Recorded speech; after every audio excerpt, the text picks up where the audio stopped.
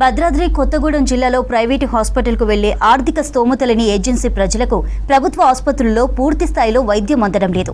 హాస్పిటల్లో వెంటిలేటర్లో మందుల కొరత ఉండడంతో పేషెంట్లు ఇబ్బందులు పడుతున్నారు. పెండింగ్ బకాయిలతో మెడికల్ డిస్ట్రిబ్యూటర్లు ముందుకు రావడం లేదు. ప్రభుత్వం స్పందించి అవసరమైన పరికరాలు, మందులు అందుబాటులో ఉంచాలని కోరుతున్నారు స్థానికులు.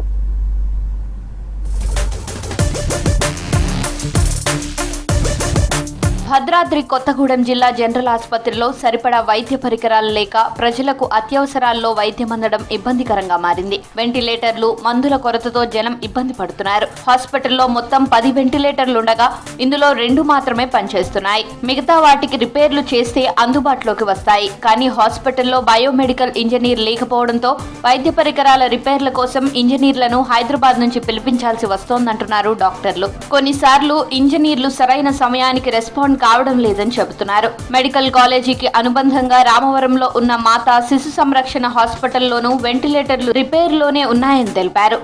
ప్రభుత్వ ఆసుపత్రిలో వెంటిలేటర్ సౌకర్యం లేక అట్లాగే మందులు కూడా సరిగా అందించలేనటువంటి స్థితి మన ప్రభుత్వ ఆసుపత్రిలో కనిపిస్తూ ఉంది.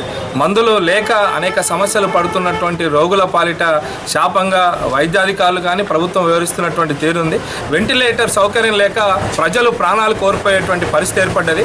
వెంటిలేటర్ సౌకర్యం లేదని చెప్పేసి ఖమ్మంకు అట్లాగే హైదరాబాద్ కూడా ఈ అంబులెన్స్లో తరలిస్తున్నటువంటి పరిస్థితి ప్రభుత్వ ఆసుపత్రిలో కనిపిస్తోంది. వెంటనే వెంటిలేటర్ సౌకర్యంతో పాటు మందులు కూడా ఏర్పాటు చేయాలని చెప్పేసి కోరుతున్నాం.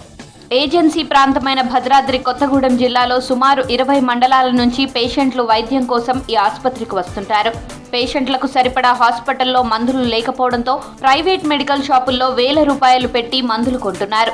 ప్రైవేట్ ఆసుపత్రుల్లో డబ్బులు కట్టలేక సర్కార్ దవాఖానాకు వస్తే మందుల కోసం తిరిగి ప్రైవేట్ మెడికల్ షాపులకే వెళ్లాల్సి వస్తోందని వాపోతున్నారు ప్రజలు. సీజనల్ వ్యాధులు ప్రబలక ముందే హాస్పిటల్లో మందుల కొరత లేకుండా చూడాలని, అవసరమైన మందులు, సర్జికల్ పరికరాలు అందుబాటులో ఉంచాలని కోరుతున్నారు.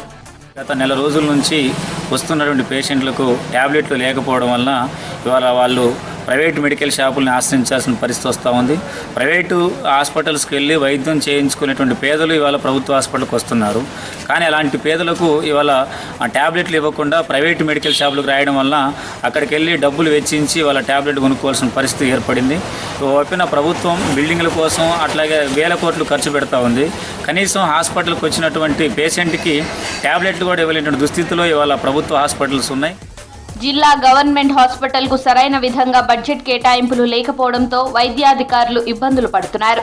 లోకల్ పర్చేస్ లో భాగంగా అవసరమైన మందులు, వైద్య పరికరాల కొనుగోలుకు మెడికల్ డిస్ట్రిబ్యూటర్లు అప్పు ఇవ్వడం లేదు. 50 లక్షల నుంచి 70 లక్షల వరకు పాత బకాయిలుండడంతో గవర్నమెంట్ హాస్పిటల్ కు ఖాతా పెట్టాలంటే డిస్ట్రిబ్యూటర్లు ముందుకు రావడం లేదు.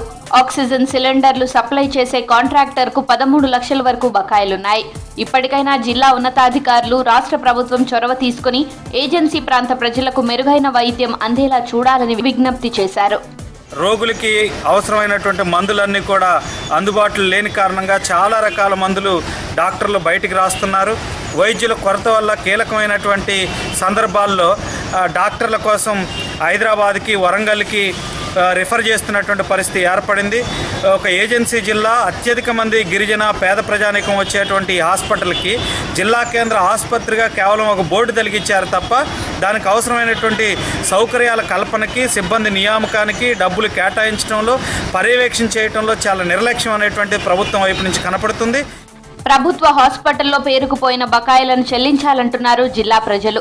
వైద్య పరికరాలు, మందుల కొరత లేకుండా చూడాలని, ఏజెన్సీ ప్రాంతాల్లో మెరుగైన వైద్యం అందించాలని కోరుతున్నారు.